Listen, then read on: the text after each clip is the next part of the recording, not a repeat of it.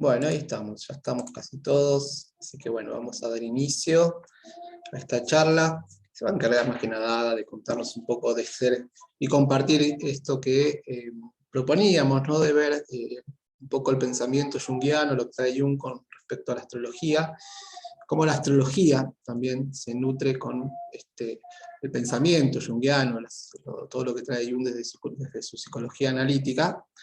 Así que bueno, la idea es compartirles un poco esto. También contarles que estamos haciendo estos cursos y seminarios. Comenzamos un curso de astrología a nivel inicial, que ya empezamos, pero recién vamos a una clase, así que los que están interesados se pueden sumar.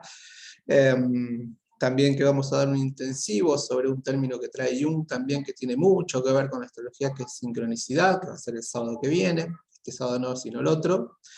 Que va a estar súper interesante porque vamos a profundizar en este término, la sincronicidad, que tiene mucho que ver con la astrología.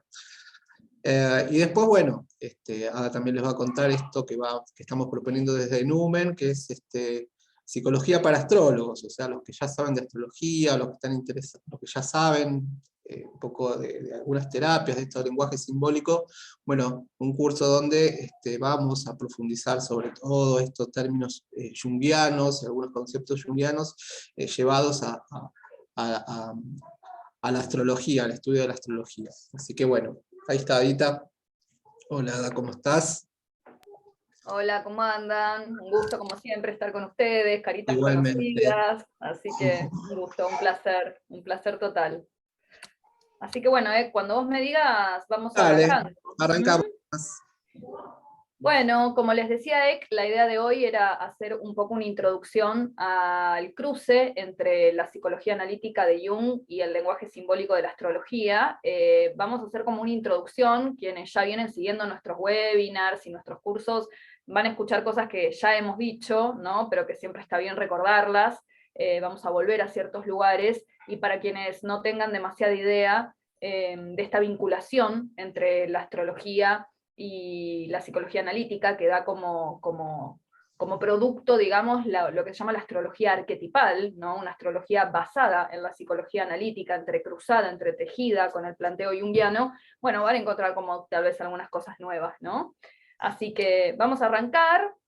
La idea va a ser como hacer como esto, una introducción con disparadores, con conceptos, que por ahí no vamos a poder extendernos mucho en cada uno, pero sí vamos a poder ir tocándolos y que despierten como esto, curiosidad, interés, preguntas, y después vamos a hacer como un cierrecito con un espacio de diálogo. Yo les voy a compartir pantalla porque tengo preparada una presentación para que compartamos. En el caso de que mientras yo estoy hablando tengan ganas de comentar algo, levantan la mano. Acá también Agus nos van a estar ayudando a coordinar la participación, así que saben que esto es dinámico, que lo podemos hacer así perfectamente. Así que bueno, vamos a empezar, digamos, con una frase de Jung mismo, ¿no? Que la dice en uno de sus escritos más tardíos, que es Psicología y Alquimia. Jung fue un escritor muy prolífico, escribió muchísimos tomos, o sea, bueno, cuando se compendian en los tomos, con las obras, en los collective works, terminan siendo un montón de tomos, así que es un autor súper prolífico, de hecho hasta podríamos decir excesivo en un montón de sentidos, y uno de sus últimos libros, el Jung tardío, es Psicología y Alquimia, que también ahí Jung está estudiando un lenguaje simbólico que para él es el eslabón justo que une su teoría psicológica con un gran lenguaje simbólico que es la alquimia, ¿no? La alquimia medieval, sobre todo, es la que estudia Jung, y él encuentra expresada las imágenes de la alquimia con sus ánforas, sus alambiques y sus procesos de transformación de la materia innoble en oro, termina encontrando como una gran metáfora simbólica de lo que él llamó el proceso de individuación, ¿no? Que es el proceso de convertirse en quienes ya somos, ¿no? Esa paradoja, esa especie de oxímoron, y que, digamos, también es el norte de la psicología junguiana, por así decir, ¿no? Tratar de individuarnos de algún modo. Entonces él encuentra que la alquimia, que parte, digamos, de una materia que se va transformando y que lo que está en el final del proceso alquímico es lo mismo que estaba al principio, pero modificado, ¿no? Convertido en algo que ya estaba en germen desde el inicio del fenómeno, él encuentra que esas imágenes, esos términos, esos conceptos alquímicos, expresan muy bien en símbolos gran parte de su teoría. Entonces se dedica con mucha pasión a estudiar ese lenguaje simbólico, y se dedicó durante toda la última parte de su obra a explorarlo y a meterse en ese mundo imaginal, pero la realidad es que no es el único lenguaje simbólico que estudió.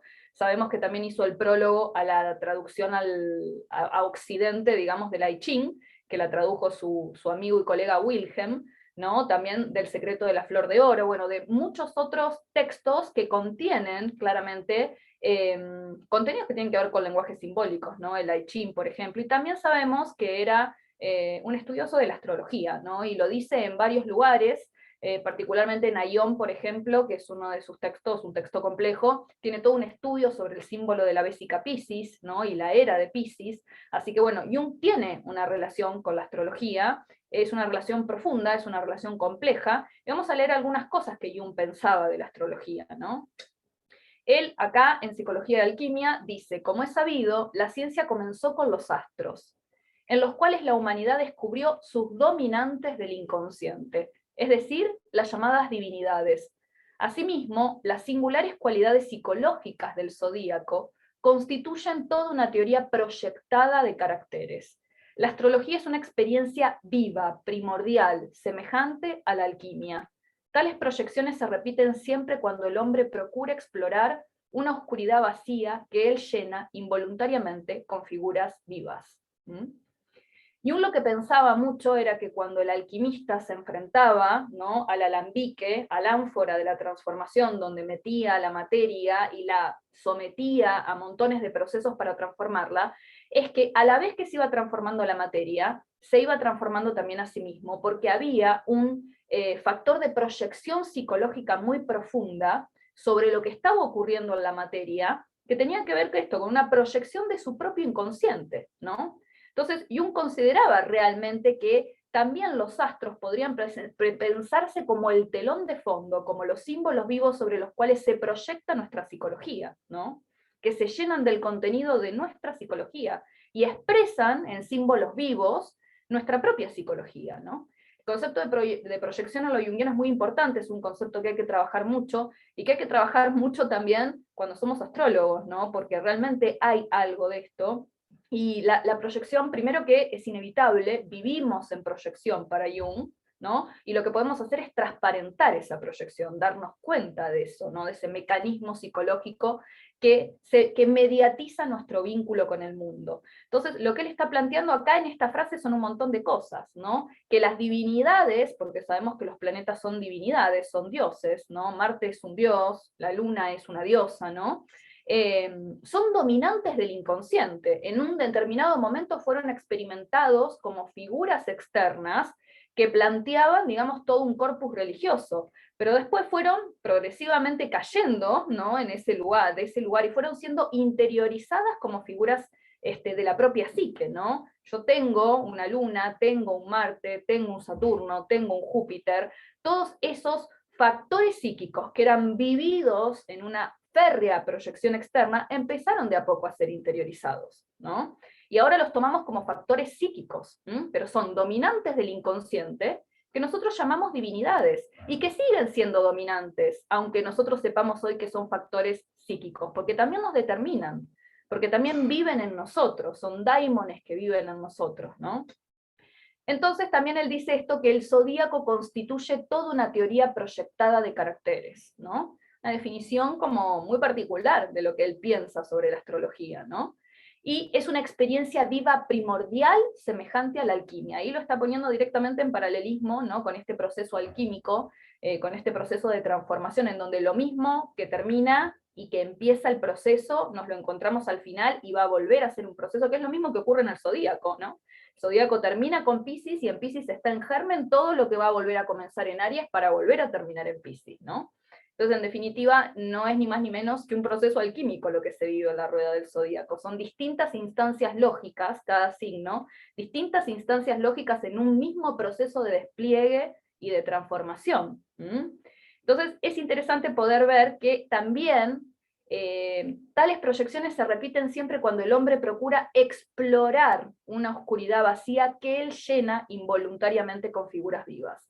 Estas figuras vivas que nos habitan a través del mecanismo de la proyección en este telón de fondo, que hoy llamamos el firmamento, ¿no? Nos permite conocernos a nosotros mismos, ¿no? Nos permite, es un acto además involuntario, necesitamos crear de algún modo estos sistemas de símbolos para poder también experimentar y desplegar estos daimones, estas divinidades, estos espíritus, estas dominantes del inconsciente que nos habitan, ¿no?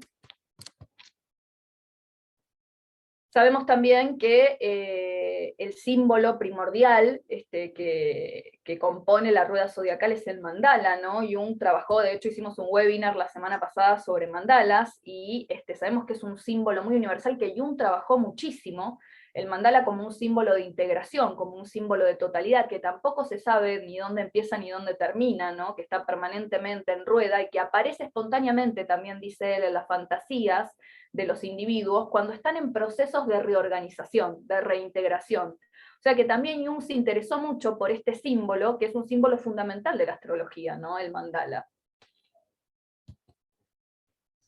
Y él también va a decir, en realidad Eugenio Caruti va a decir, que lo deben conocer todos porque es un astrólogo argentino muy conocido, la tradición astrológica se ha encontrado con Jung y se ha dejado fecundar por su pensamiento. No está tan claro, en cambio, hasta qué punto los psicólogos con formación junguiana se atreven a encontrarse con el simbolismo específico de la astrología, a dejarse impregnar por un lenguaje que inevitablemente opera en el psiquismo de quien se entrega a él. Y yo estoy muy de acuerdo con esto, me parece que los astrólogos tienen que saber de psicología, y los psicólogos también sería muy bueno que sepamos de astrología, porque, como decía Jung, la astrología es una forma muy antigua, por no decir una de las más antiguas, de hacer psicología. La forma que tenían los antiguos de hacer psicología, de hacer psique, de crear psique, ¿no? Era a través de la astrología, era a través de estos antiguos lenguajes simbólicos. Entonces hay un cruce muy importante entre estos lenguajes. En el fondo también la psicología surge, ¿no?, de la astrología, en algún punto es así. Y Caruti va a seguir diciendo: el zodíaco y el sistema solar, en cuanto a arquetipos, pueden revelarse como matrices ordenadoras, profundas, matemáticas, es decir, musicales, de la multiplicidad de imágenes primordiales que se agitan en el inconsciente colectivo. Y dado que esas matrices simbólicas se despliegan en un ritmo ordenado secuencialmente, pueden darnos información valiosísima para comprender los movimientos y las transformaciones del psiquismo profundo, ¿no? De lo que está hablando acá es de que para los astrólogos arquetipales, cada signo es un arquetipo, un arché, ¿no? Un tipo primordial, un principio primordial que incluye un comportamiento, que incluye emociones, que incluye formas de actuar, y que es universal y que habita en toda psique humana. Más consciente, menos inconsciente, más desplegado, menos desplegado, desplegado en una octava mayor, menor, no importa, pero los 12 signos del zodíaco son 12 modelos primarios, es la forma en la cual la astrología agrupa la diversidad de la experiencia humana y la vuelve universal, ¿no? La muestra de un modo universal, la muestra como aquel sustrato, que esto también es muy junguiano, porque Jung sobrepasa el inconsciente personal y va a una postulación de un inconsciente colectivo, en donde el humano deja de ser individual y se vuelve justamente colectivo, se vuelve especie, ¿no? En donde las dominantes, los problemas elementales del alma, nos involucran a todos, en algún punto son un conjunto de experiencias que caen en el paraguas de lo humano, y que todos de algún modo u otro, con mayor intensidad o menos, lo transitamos. Y esa diversidad de experiencias o esos problemas elementales del alma, los lenguajes simbólicos los cifran. La astrología, a través de los 12 signos, de sus 12 núcleos de información, de sus 12 arquetipos, el I Ching a través de los 64 hexagramas, el tarot a través de los arcanos, ¿no?, muestran un viaje en donde se relatan escenas arquetípicas que vive el ser humano, experiencias que son universales, que después cada uno en su propia vida los va a vivir de alguna manera en particular, ¿no?, pero que en principio tienen un sustrato que es un problema elemental del alma, es algo que tiene que ver con la experiencia de ser un humano, ¿no? Aries es uno de los rostros de la experiencia humana, Tauro es otra, Géminis es otra, y nos componen a todos, ¿no? Es la manera en la cual la astrología agrupa esa enorme diversidad y la plasma en un lenguaje organizado y orgánico de símbolos. Y va a seguir Caruti la noción de sincronicidad, que es de lo que vamos a estar hablando este sábado, no, sino el otro, que por así decir es quizás el concepto más astrológico de Jung, ¿no?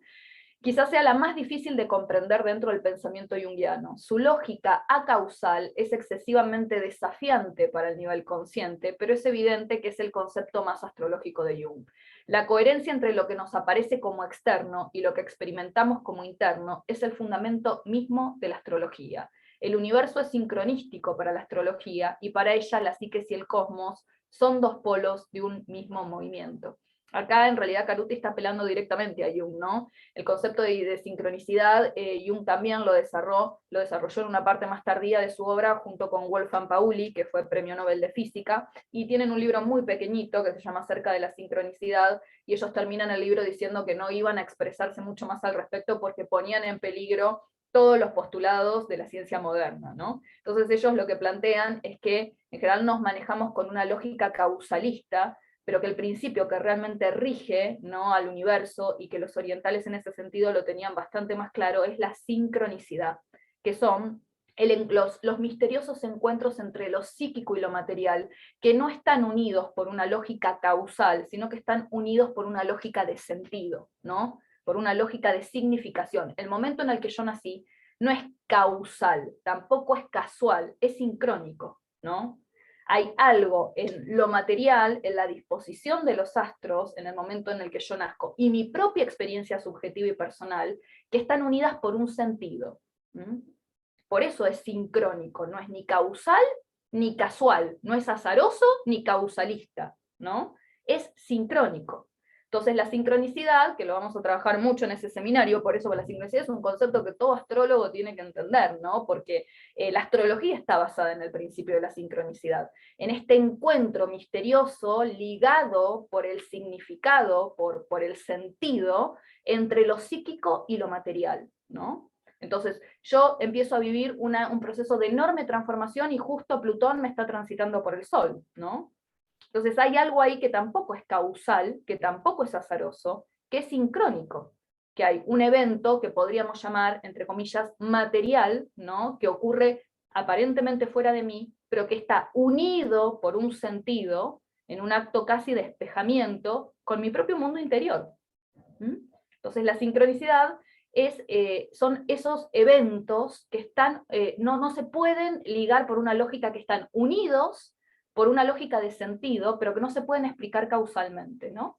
Entonces, bueno, hay mucho para decir de este concepto, ha sido profundamente estudiado después, y la física cuántica lo ha recontra demostrado, y hay un montón de autores de la física cuántica que se han recontra interesado en este concepto, y los eventos sincrónicos en nuestra vida, bueno, la astrología es una maquinaria, ¿no?, para poder estar en contacto con la sincronía de manera permanente, ¿no? Es un concepto tremendamente complejo, pero muy, muy, muy esclarecedor y de mucha apertura para comprender los fenómenos astrológicos, ¿no? Entonces, para Jung, psique y materia son dos polos de un mismo fenómeno, ¿no? Él decía que, la vida humana, la vida psíquica, está compuesta de un polo infrarrojo y un polo ultravioleta, que es un polo más instintivo, infrarrojo, material, y un polo más ultravioleta, que es más ideático, más ligado al mundo de las ideas, de los arjés, de los arquetipos, ¿no? Y esos dos polos, en el fondo, se encuentran, tienen contacto, lo psíquico y lo material, ¿no?, lo arquetípico y lo instintivo, se encuentran en algún lugar. Tienen contactos que son sincrónicos, ¿no? Entonces, bueno, es un concepto complejo, pero que está totalmente también enraizado con la astrología. Y fíjense lo que ya le dice en 1911, si bien venimos de la obra tardía de Jung, ¿no?, un Jung maduro que habla de, que tiene como muy explorada la alquimia, muy aceitada su cabeza en relación a los lenguajes simbólicos, que está muy metido con el concepto de sincronicidad, pero Jung joven, ya de 1911, en su correspondencia con Freud, lo cual era todo como una osadía, ¿no?, porque sabemos que también una de las cuestiones de las rupturas entre Freud y Jung es que para Freud, Jung se había perdido en los derroteros del misticismo, ¿no? En la correspondencia, que es una larga correspondencia la que tuvieron y muy intensa, fíjense lo que le escribe Jung a Freud en 1911. He de decir que muy bien podría descubrirse un buen trozo de saber intuitivo derivado del firmamento. Parece ser, por ejemplo, que los signos del zodíaco son imágenes correspondientes al carácter, es decir, símbolos de la libido que describen las correspondientes cualidades típicas de la misma. Esto ya lo decía Jung en 1911, ¿no? Esto de que puede descubrirse un buen trozo de saber intuitivo derivado del firmamento, ¿no? Y que el zodíaco está lleno de imágenes correspondientes al carácter, símbolos de la libido para Jung es la energía psíquica básica, ¿no? Que describen correspondientes cualidades típicas de la misma. O sea, lo que describen los 12 signos del zodíaco con sus regentes son cualidades típicas de la psique, ¿no? Cualidades arquetípicas, que repito, las podemos tener más desarrolladas, menos desarrolladas, más en luz, más en sombra, pero que nos componen, ¿no? Y la astrología nos da el privilegio de tener un sistema ordenado, que además establece relaciones entre sí que son complejas, que son un entramado, ¿no? Como una urdimbre de significaciones, que nos permite ver también cómo se relacionan esas imágenes adentro nuestro, cómo es ese tapiz, ¿no? Y Jung encontró en los lenguajes simbólicos, entre ellos la astrología, una forma de narrar y ejemplificar lo que él conceptualizó como arquetipos, que son formas primarias, modelos básicos, ¿no? Los signos del zodíaco, como venimos diciendo, en el cruce con la psicología junguiana, se convierten para nosotros en arquetipos, en modelos básicos de comportamiento, de acción, de pensamiento, de sentimiento, que son universales y que forman parte de las vivencias elementales del alma humana, ¿no? Y podríamos también hablar un poco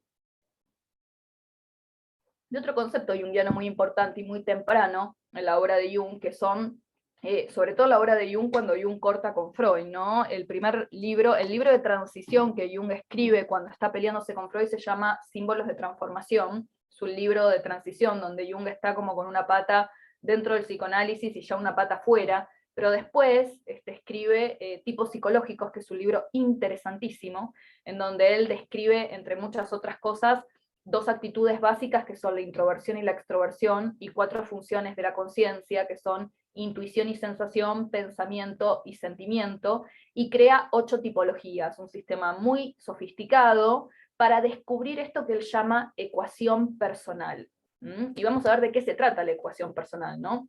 También yo creo que es muy cierto que Jung crea la teoría de los tipos psicológicos a través de una pregunta que surge de una gran herida, que es ¿por qué nos desencontramos tanto? ¿Por qué frente a un mismo hecho vemos las cosas tan distintas? ¿No?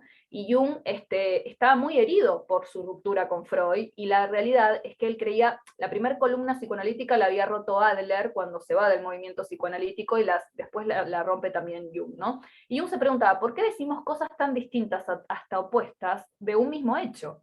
Y él termina diciendo, porque hay una ecuación personal que nos habita, una manera de mirar el mundo, ¿no? Un engrama energético que tenemos, podríamos decir, que nos hace mirar los hechos de determinada manera. No vemos los hechos en sí, vemos los hechos filtrados por nuestra ecuación personal, por nuestra tipología, va a decir él, ¿no? Y la manera, no podemos deshacernos de nuestra tipología. Lo que podemos hacer es transparentarla, verla, ser conscientes de ella, ser honestos con nuestra propia ecuación personal y darnos cuenta desde dónde estamos mirando el mundo. Y esto es como para pensarlo mucho con nuestras cartas natales, ¿no? Como si nuestras cartas natales fueran nuestra ecuación personal, fueran ese ojo que nos hace ver el mundo de una cierta manera, ¿no? Que no vemos los hechos en sí, vemos a través de los filtros energéticos que tenemos. Y la astrología nos permite una manera de transparentar esa ecuación personal, de ser conscientes de ella, que es el mejor modo de convivir con esa realidad. Es desde dónde estoy parado y quién es, ahí me estoy yendo a un autor post-jungiano, Hillman, que dice la gran pregunta de la psicología no es ni para qué ni por qué, es quién a través mío está viendo, quién es Marte, es Venus, es la Luna en cuadratura con Saturno, qué dioses a través mío, qué daimon a través mío ve las cosas de esta manera, ¿no? ¿Cuál es el ojo? ¿Quién es el personaje, la personificación que adentro mío hace o produce o determina mi manera de estar parada en el mundo? Y Jung entonces crea el concepto de ecuación personal y lo ve como algo fundamental, ¿no? Como algo que interfiere después, por ejemplo, el principio de Heisenberg va a terminar confirmando lo mismo, que el ojo del observador modifica el campo del observado, ¿no? Entonces que no podemos negar ese ojo, incluso las ciencias duras, ¿no? El ojo del observador también modifica el campo del observado.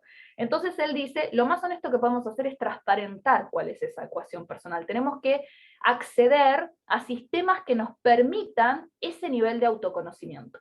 Y yo acá agrego que la astrología claramente es uno, y es uno muy sofisticado. La tipología de Jung también es otro, y se puede leer también la tipología en una carta natal, hay cruces en ese sentido, la astrología arquetipal, que son muy interesantes, cómo leer nuestra tipología desde lo jungiano en la carta natal, la introversión, la extroversión, o las 4 funciones de la conciencia. Pero la realidad es que lo importante es que es un sistema que nos permite llegar a un nivel muy sofisticado de autoconocimiento para poder transparentar esa ecuación personal, desde dónde estamos mirando el mundo y hacernos responsables de eso, y volvernos buenas vasijas, buenos contenedores de esa visión del mundo.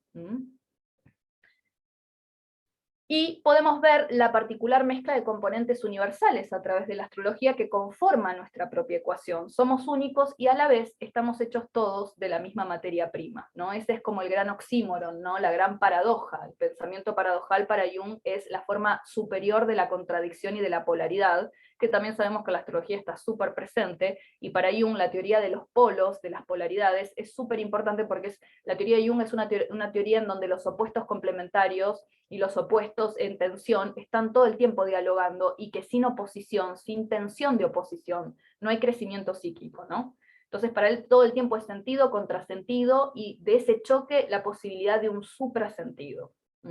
Entonces hay algo de eso que también está muy plasmado en la astrología, y que lo vamos a ver todo el tiempo, y que nos da una lectura muy psicológica de las polaridades, porque sabemos que en astrología tenemos 12 pares de signos agrupados en 6 pares de opuestos complementarios, ¿no?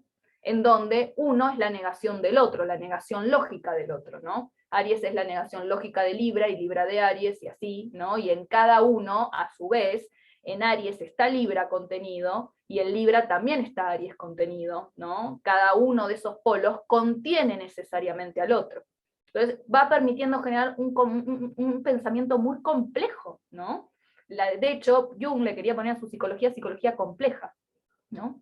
O psicología de los complejos. No solo porque la teoría de los complejos, que además es otro tema aparte, que en psicología para astrólogos lo vamos a revisar de pe a pa, porque es como el riñón de la parte del abordaje clínico, sobre todo junguiano, y poder aprender a leer complejos psicológicos dentro de una carta natal, a mí siempre me pareció muy fascinante, me pareció una cosa como muy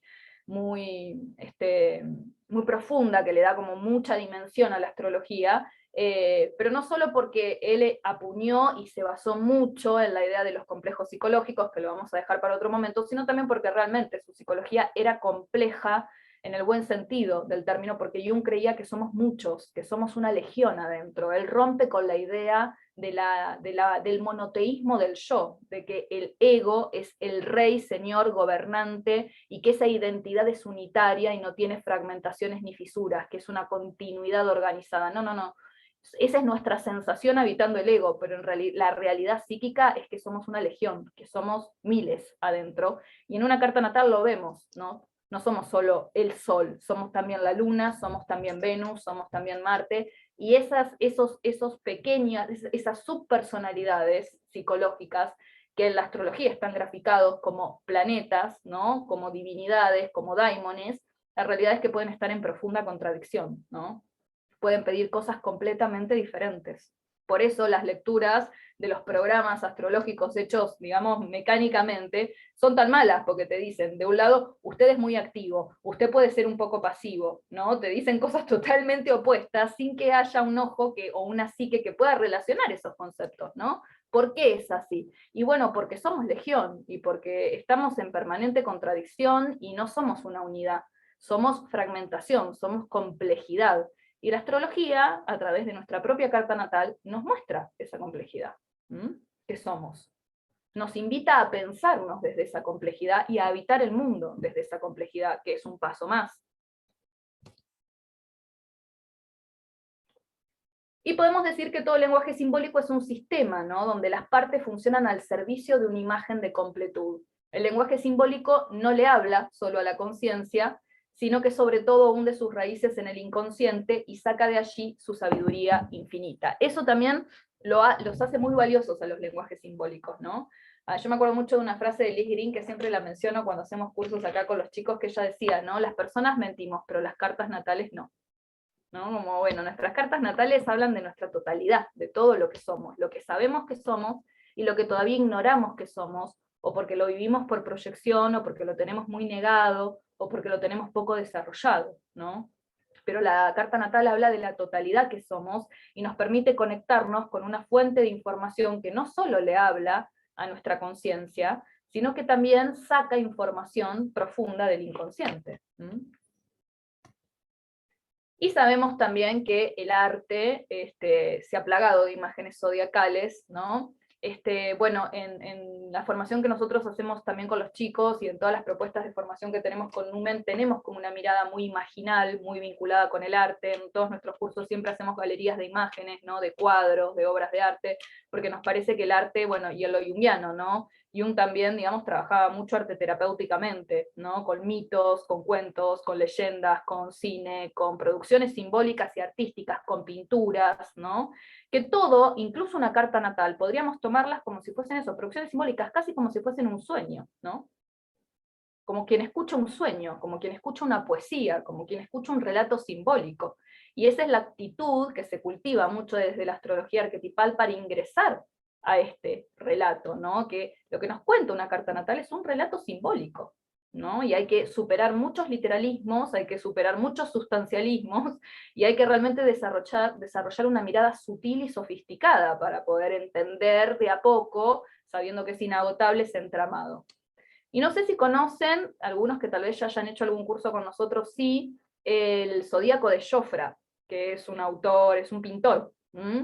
El Zodíaco de Jofra es increíble, mírenlo. Les voy a contar primero quién era, ¿no? Jofra, el verdadero nombre era Johannes Franciscus Boschart, y nació en 1919 en la ciudad de Rotterdam. Y su carrera artística se extiende por más de 60 años, en donde desarrolló multitud de dibujos y pinturas influenciadas por la religión, la Biblia, la astrología, la antigüedad, la magia, ¿no? Claramente se lo tildó de hereje, no fue una obra bien recibida en el momento en el que él la generó. Él pintó 12 cuadros con los 12 arquetipos del zodíaco, interpretados también como en una especie de cruce sui generis con el tarot, ¿no? O sea, pintó los 12 arquetipos del tarot, los 12 arquetipos del zodíaco relacionados en algún punto con el tarot, y si bien no fue su obra bien recibida, tuvo siempre apoyo de algún mecenas o algunos que iban ayudándolo a que él pudiera terminar con esta obra. Y les voy a mostrar, por ejemplo, las imágenes, ¿no? Esta es la imagen que él ofrece para pensar a Aries, ¿no? Que para la astrología arquetipal, y no vamos a poder desplegar demasiado, pero sí va a quedar como inquietud para poder profundizarlo en el resto de los cursos que vamos a hacer. Para la astrología arquetipal, Aries es el arquetipo del guerrero, ¿no? Que acá lo vemos. Y también podemos pensar un signo muy masculino, muy yang, muy animus desde lo junguiano, que fíjense cómo está lo femenino en este dibujo, ¿no? La mujer está ciega y caminando allá a lo lejos con una llamita encendida, ¿no? Cómo está lo masculino y cómo está lo femenino. Y este es Tauro, completamente distinto, fíjense que es al revés, cómo está lo femenino empoderado, y el guerrero acá está perezoso, tirado, dormido, ¿no? Tauro es el arquetipo para nosotros del inocente, ¿no? Es el que busca todo el tiempo recrear el Edén, el que busca la seguridad, el que busca volver a vivir en ese lugar donde el bien y el mal no estaban todavía diferenciados, ¿no? Son hermosas las imágenes, ¿les gustan? Son muy lindas. Este Géminis, que es alucinante, ¿no? Fíjense la dualidad todo el tiempo, que para nosotros es un signo, dentro de la astrología arquetipal es un signo que incluye varios arquetipos. Uno de ellos es el doble, son también los gemelos, el trickster, ¿no? El tramposo.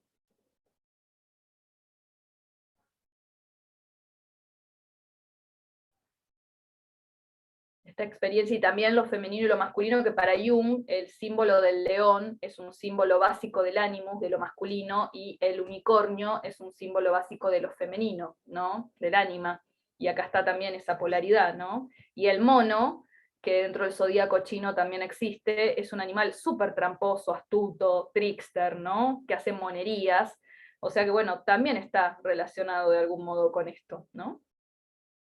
Hay imágenes también del tarot, el loco, la templanza, o sea, son imágenes realmente muy complejas, ¿no? El caduceo de Mercurio, que dan para pensar mucho. El rojo y el azul también como colores opuestos. Miren, este es Cáncer, una escena totalmente acuática. Para los astrólogos arquetipales, Cáncer es el arquetipo del benefactor, de la gran madre. Sobre todo lo llamamos el benefactor, con todo lo luminoso y lo oscuro que tiene el benefactor. Una escena totalmente acuática, ¿no? Este es Leo, fíjense qué imponente, ¿no? Para nosotros Leo en astrología arquetipal es el arquetipo del gobernante, que el costado oscuro del gobernante es el tirano, tiene su polaridad, y hay escenas mitológicas que recubren esto, ¿no? Porque está Hércules luchando acá con el león de Nemea, que es prácticamente su tarea más famosa, y está también Apolo, ¿no? Que Apolo es el dios del sol para los griegos, y claramente Leo tiene una característica tremendamente apolínea, y Apolo también es una figura mitológica que en astrología arquetipal estudiamos mucho para comprender la esencia leonina, ¿no?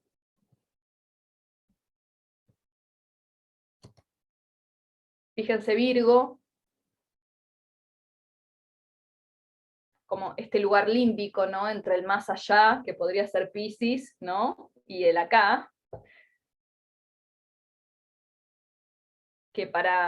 y acá también, como todo este trabajo, acá hay elementos alquímicos en la figura, ¿no? Hay como Erlenmeyer, un horno alquímico, ¿no? Como, bueno, hay algo del orden de la transformación que ocurre también en Virgo, esto de que es una especie como de capullo Virgo, ¿no? Donde se produce un trabajo de depuración, es un signo depurativo.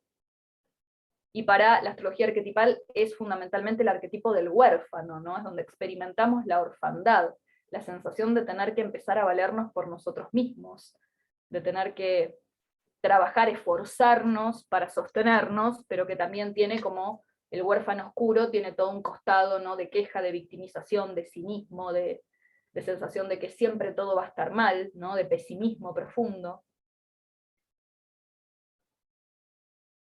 Pero el huérfano es el que nos trae la conciencia de que tenemos que desplegar nuestro propio esfuerzo para sostenernos en el mundo, ¿no? Es un trabajo muy importante en ese sentido, el que hace Virgo dentro del zodíaco. Es la herida también, ¿no? Es el herido. El arquetipo del inválido en el eje Virgo-Piscis está muy presente. Nos conectan con nuestra invalidez, con nuestra herida. Y también con nuestra potencia, con el par opuesto arquetípico contrario, que es el sanador.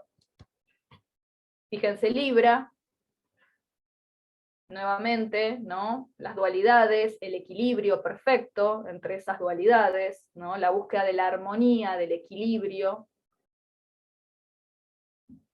Y para los astrólogos arquetipales, el arquetipo de Libra es los amantes, ¿no? Es la búsqueda del equilibrio entre las polaridades, con todo el costado oscuro que pueden también traer los amantes, ¿no? Y esa búsqueda desesperada o forzada del equilibrio. Este es Escorpio. Fíjense que está San Jorge, ¿no? Matando al dragón, en esta escena así heroica. Hay un águila, una serpiente, que son símbolos también de transformación. Hay como una especie de personita meditando acá. Acá hay un bebé que está jugando con una calavera, ¿no? Como la vida recién nacida y la muerte, como dos polos que se ponen en contacto en esta imagen. Y para nosotros, los astrólogos arquetipales, el arquetipo de Escorpio es el destructor. Es el que destruye, el que se vincula con la muerte, con lo que ya está marchito, con la putrefactio de la alquimia, para que pueda surgir nueva vida. Y el costado oscuro del destructor es justamente destruir lo que no debe ser destruido todavía, ¿no? Ponerse compulsivamente destructivo.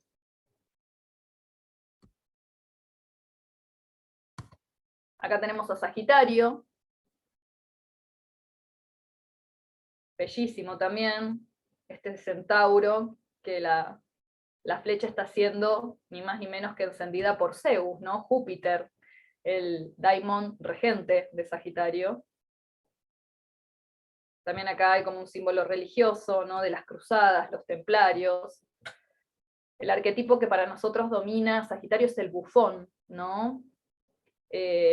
Sagitario tiene mucho de bufón, el bufón es un arquetipo interesantísimo. Recuerden, por ejemplo, el bufón del rey Lear, que es el único que le dice las verdades al rey a través de sus bufonadas, pero le dice las verdades. Tiene algo de sabio también, fíjense que acá también está una especie de ermitaño medio a lo lejos, ¿no? Que lo relacionaríamos en principio más con Capricornio, pero acá está vinculado también a la sabiduría que también tiene Sagitario. Y el costado oscuro del bufón es que se pone muy maníaco y muy negador, ¿no? Se ríe para no llorar, ¿no? No tiene capacidad de deprimirse, de conectarse con lo profundo, con lo oscuro, ¿no? Con lo que viene de las profundidades. Trata todo el tiempo de salir disparado como la flecha hacia arriba. Acá tenemos a Capricornio. Fíjense lo que es esa cabra, qué imponente, en un territorio totalmente pedregoso, con también una especie de anciano sabio, ¿no?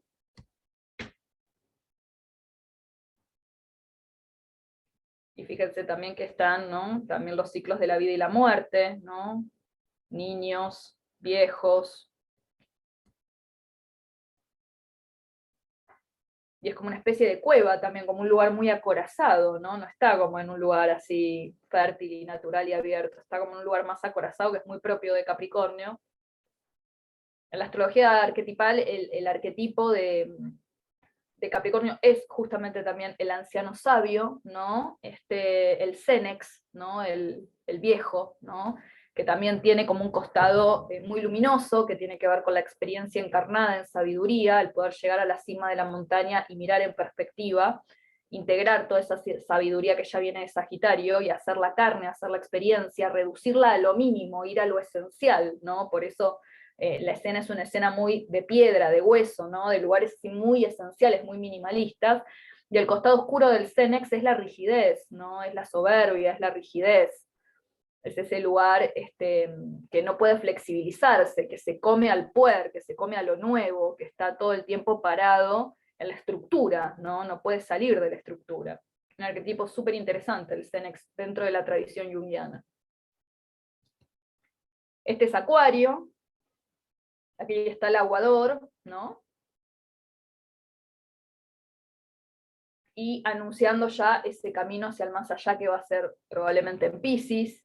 Hay algo solar también, ¿no? En esta escena, pero es un sol enrarecido, ¿no? Un sol extraño. Y el arquetipo para nosotros en Acuario es el vagabundo, el explorador, ¿no? El que sale a buscar nuevos mundos, pero que también en su vagabundeo puede extraviarse, puede perderse, puede desenraizarse, puede no comprometerse del todo con la vida. Todos los periplos heroicos de casi todos los mitologemas importantes tienen un periodo de vagabundeo. Parece que el vagabundeo como experiencia arquetípica es importante para la psique, ¿no? Cristo tiene, Jesús tiene todo un periodo de vagabundeo, de exploración, que no se sabe muy bien, hay distintas teorías de qué hizo antes de que empezara a predicar públicamente a los 30 años. Buda también tuvo todo un periodo de vagabundeo antes de transformarse, Siddhartha en realidad antes de transformarse en el Buda, y así podríamos mencionar otros, ¿no? O sea, ese vagabundeo, ese lugar de exploración, de libertad, de apertura de los horizontes, forma parte del periplo del desarrollo. Pero el tema es que hay mucha gente que se puede quedar atrapada ahí, ¿no? En ese vagabundeo eterno. Y fíjense Piscis, ¿no? En el fondo del mar, en una especie de arrecife, no se sabe si es un Cristo o quién es este personaje. Sabemos también que Cristo es el Mesías de la era de Piscis, Jung eso lo trabaja mucho, y cuando trabajamos Piscis en astrología arquetipal, vamos mucho al trabajo que Jung hizo de mucha redefinición, recreación, reexploración de los símbolos del cristianismo, ¿no? Los peces, el agua, el mar, a Cristo le decían el pescador de hombres, ¿no? Quienes hayan tenido formación cristiana católica saben que se lo llamaba así, ¿no? La mayoría de los discípulos eran pescadores, ¿no? Multiplicó los panes y los peces, ¿no? Caminó sobre las aguas, o sea que hay algo, y el arquetipo propiamente de Piscis es el mártir, ¿no? Es el sacrificio, para bien y para mal, ¿no? El que se sacrifica.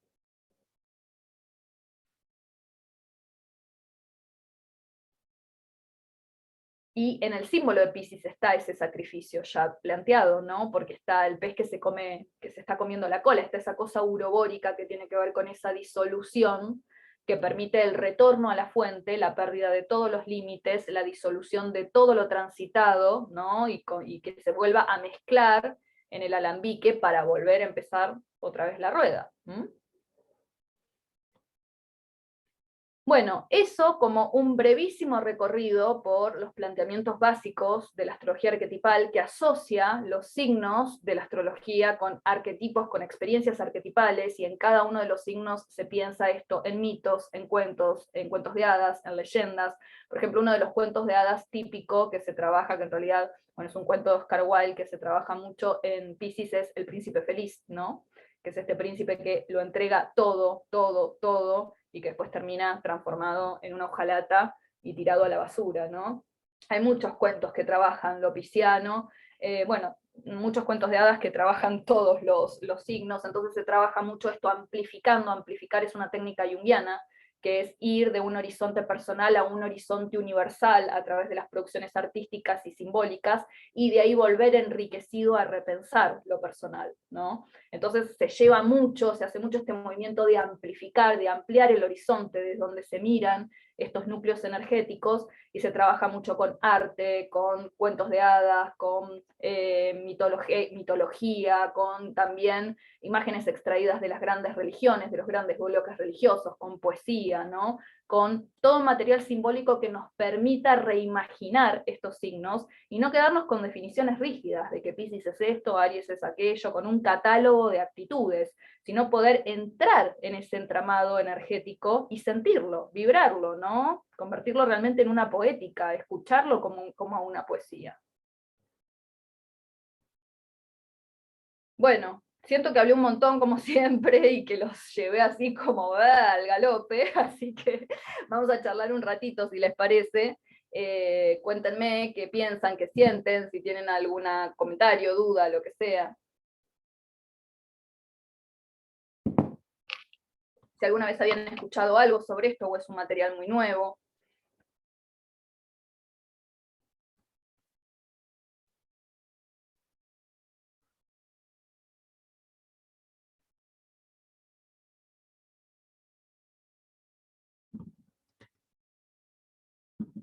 Quien quiera se desmutea y participa, ¿eh? Ana Leonor dice para mí nuevo. Bueno, muy bien. Bienvenida, bienvenida. Hola, ¿Quién está hablando? hola ¿Ana a María? todos. No, Marce, no sé. Ada, qué maravilla lo que acabas de presentar. No, Marcela, ¿cómo estás? Marce, ¿cómo estás? Qué lindo tenerte. Ahí está. Qué maravilla, siempre sorprendiéndome, encantó, quedé obnubilada con las imágenes. Qué Son muy hermosas, preciosas esas imágenes, son muy hermosas. pero las voy a ver a cada rato, mientras pueda, porque son muy profundas, tienen tanta información y tanta... Yo quedé como así como anestesiada mirándola. Hermoso, Sí. no, me quedé con eso.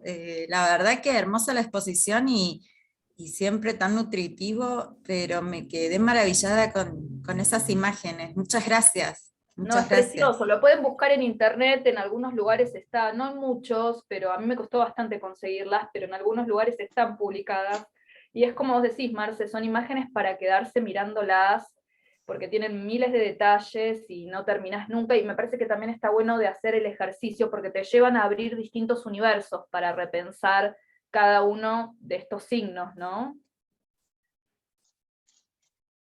Sí, hermoso, gracias. No, por favor, gracias a vos. Hola Ada, buenas tardes. Hola, Ana María. Bueno, bellísimo también, lo mismo que Marcela, me encantó. Y bueno, creo que contestaste, quería saber si se consigue, si es un libro, el Zodíaco de Jofra, No, yo no lo vi nunca compilado en un libro. Yo lo he visto compilado en en algún que otro sitio de internet. Es una obra que no está muy difundida, porque de hecho en todos los años que yo estudié astrología, en general casi no se lo nombra a Jofra. Yo lo fui descubriendo en esta cosa de investigar y de meterme, y de pronto di con Jofra, y me pareció igual que ustedes, como quedé alucinada.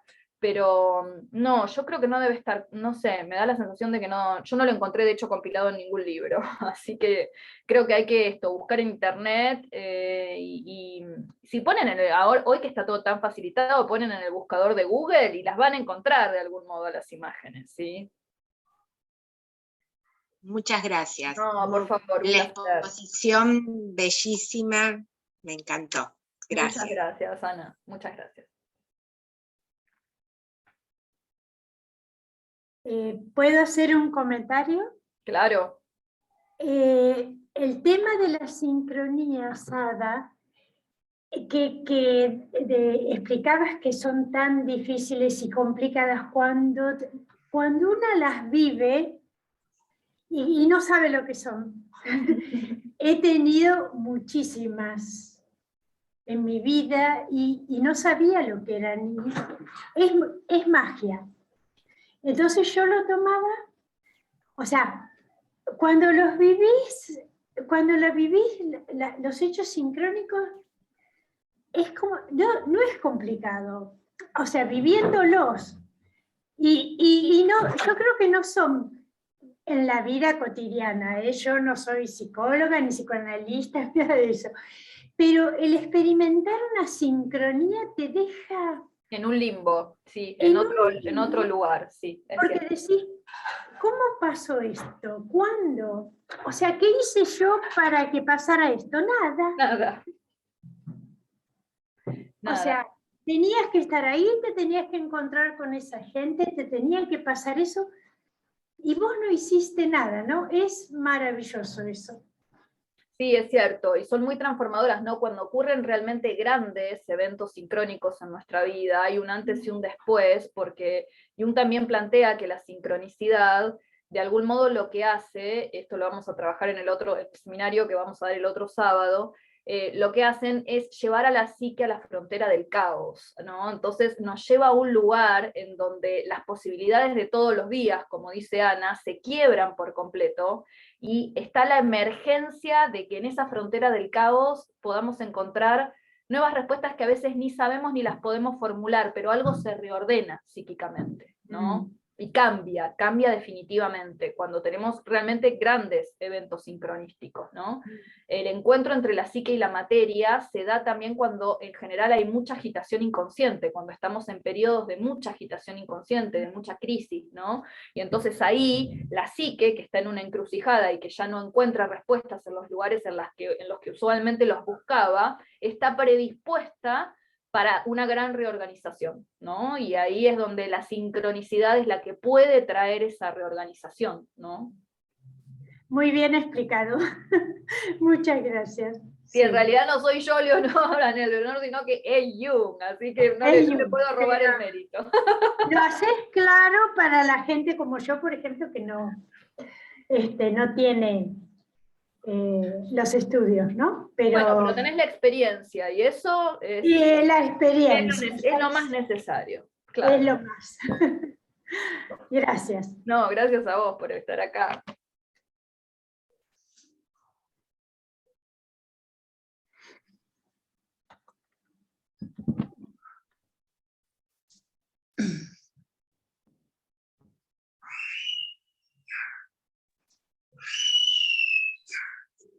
Oh. Bueno, ¿alguna pregunta más? ¿Algo más que quieran comentar? ¿Que quieran decir? Si no, vamos cerrando, ¿no, Agus? Sí, ya estamos a pleno. Hermoso, Ada, como siempre. Majestuoso ahí, lleno de vuelo, ¿no? Es como entrar en un viaje. Una genia. Es casi como una meditación, ¿no? Sí. Sí, es un mundo muy fascinante, muy hermoso, sí.